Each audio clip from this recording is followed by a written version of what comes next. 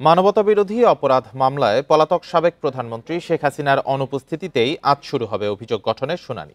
আমরা সরাসরি বিচারিক কার্যক্রম বিটিভিতে প্রচার করা হচ্ছে, আমরা সরাসরি সেখানে যুক্ত হচ্ছি। মুক্তিকামী মানুষ ঢাকা অভিমুখে রওনা দেন। আসামি শেখ হাসিনা, আসাদুজ্জামান কামাল, চৌধুরী আব্দুল আল মামুনের পরিকল্পনা নির্দেশনার আন্দোলন দমন করতে সর্বাত্মক প্রচেষ্টার অংশ হিসেবে প্রাণঘাতী অস্ত্র লেথাল ওয়েপন মাধ্যমে গুলি করার যে নির্দেশনা দেওয়া হয় তা বাস্তবায়নে স্থানীয় সংসদ সদস্য সাইফুল ইসলাম সরাসরি তত্ত্বাবধান স্থানীয় পুলিশ ও আওয়ামী সন্ত্রাসীরা আশুলিয়া থানা এলাকায় জড়ো হওয়া ছাত্র জনতাকে বাধা প্রদান করে এবং গুলি করে হত্যা করতে থাকে।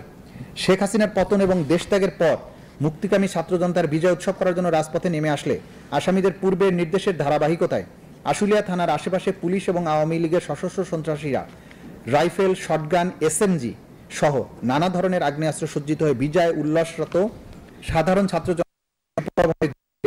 শহীদ সাজ্জাদ হোসেন সজল, শহীদ আসসাবুর, শহীদ তানজিল মাহমুদ সুজয়, শহীদ বায়েজিদ বোস্তামি, শহীদ আবুল হোসেন সহ 5 জনকে হত্যা করে এবং একজনকে গুলি করে গুরুতর আহত করে।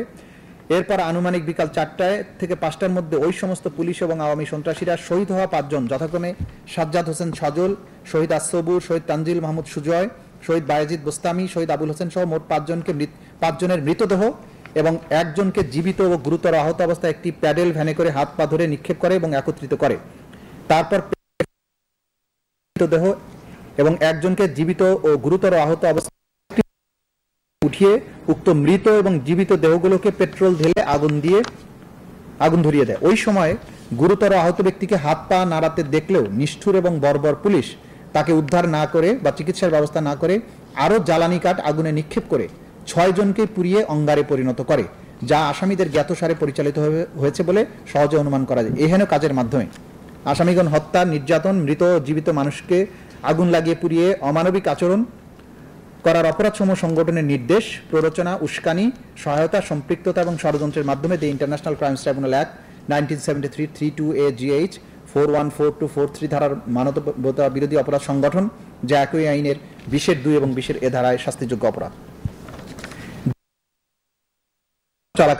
তৎকালীন প্রধানমন্ত্রী আওয়ামী লীগ সভাপতি শেখ হাসিনা, আসাদুজ্জামান খান কামাল, আইজিপি আব্দুল আল মামুন, তার মন্ত্রিপরিষদের সদস্যবৃন্দ, সংসদ সদস্যবৃন্দ, আওয়ামী লীগ, যুবলীগ, ছাত্রলীগ সহ তাদের অঙ্গ সংগঠন ও 14 দলীয় জোটের নেতৃবৃন্দ তৎকালীন আইন শৃঙ্খলা বাহিনীর ব্যক্তিগতভাবে এবং দলগতভাবে দেশব্যাপী নিরস্ত্র মানুষের উপর আক্রমণের মাধ্যমে যে মানবতা বিরোধী অপরাধ সংগঠন করে তা দেশি বিদেশি পত্রপত্রিকা, গণমাধ্যম সহ ইলেকট্রনিক ও প্রিন্ট মিডিয়ায় ব্যাপকভাবে প্রচারিত হয়েছে এবং হচ্ছে, যা বাংলাদেশের জনগণ সহ আন্তর্জাতিক পরিমণ্ডলে সর্বজন বিদিত।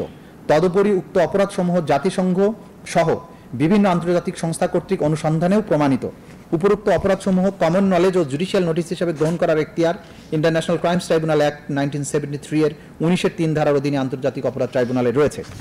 যেহেতু আওয়ামী লীগ, যুবলীগ, ছাত্রলীগ তাদের অঙ্গ সংগঠন ও 14 দলীয় জোট রাজনৈতিক সিদ্ধান্ত নিয়ে নিরীহ নিরস্ত্র ছাত্র জনতার উপর যে মানবতা বিরোধী অপরাধ সংগঠন করেছে তাদেরকে ক্রিমিনাল অর্গানাইজেশন হিসাবে, অপরাধী সংগঠন হিসাবে গণ্য করা শামিল।